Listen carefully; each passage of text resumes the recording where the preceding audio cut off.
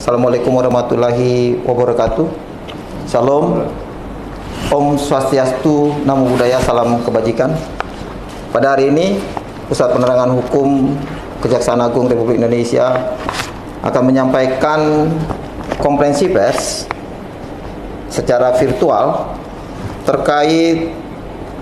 penanganan perkara yang dilakukan pada Direktorat Penyidikan pada Jaksa Agung Muda Tindak Pidana Khusus.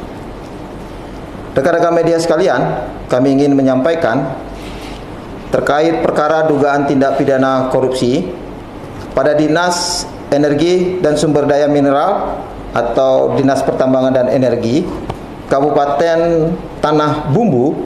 tahun 2011 sampai dengan 2016. Yang pertama, kami ingin menyampaikan bahwa pada tanggal 21 April 2021 Direktur Penyidikan pada Jaksa Agung Muda Tindak Pidana Khusus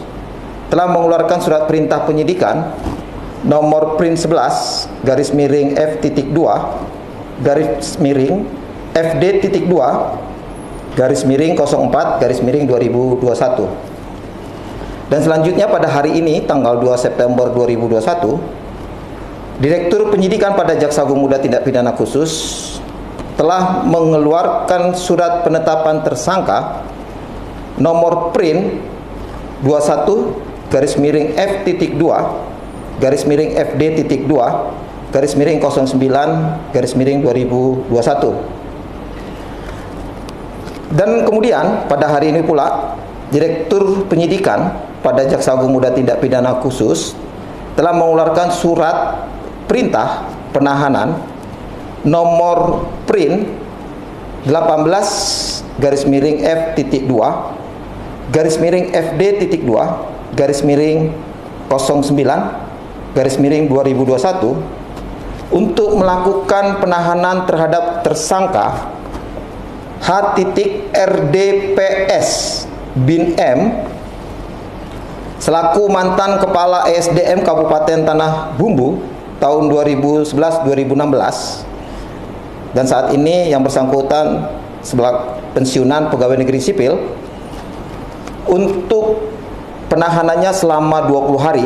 terhitung sejak hari ini tanggal 2 September 2021 sampai dengan 21 September 2021. Penahanan terhadap tersangka dilakukan di Rutan Tahanan Negara, Rumah Tahanan Negara di Lembaga Pemasyarakatan kelas 2A Banjarmasin. Untuk diketahui oleh rekan-rekan sekalian bahwa kasus posisinya adalah sebagai berikut, bahwa tersangka H.RDPS bin M selaku pegawai negeri sipil atau penyelenggara negara, dan saat itu jabatannya sebagai Kepala Dinas ESDM Kabupaten Tanah Bumbu tahun 2011 sampai dengan 2016, diduga telah menerima hadiah atau janji atau gratifikasi dengan total penerimaan sebesar 27.650.000.000 rupiah. Perbuatan tersangka ini sebagaimana diatur dan diancam pidana pasal 12 huruf A atau huruf B atau pasal 5 ayat 2 junto ayat 1 huruf A atau huruf B atau pasal 11 Undang-Undang RI nomor 31 tahun 1999 sebagaimana diubah dengan Undang-Undang nomor 20 tahun 2001 tentang pemberantasan tindak pidana korupsi junto pasal 55 ayat 1 ke 1 KUHP, atau pasal 3, pasal 4 dan pasal 5 Undang-Undang Republik Indonesia nomor 8 tahun 2010 tentang pencegahan dan pemberantasan tindak pidana pencucian uang.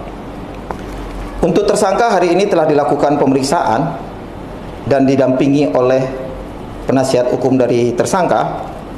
dan selanjutnya setelah dilakukan pemeriksaan dilakukan penahanan terhadap tersangka. Namun sebelum dilakukan penahanan terhadap tersangka telah dilakukan pemeriksaan kesehatan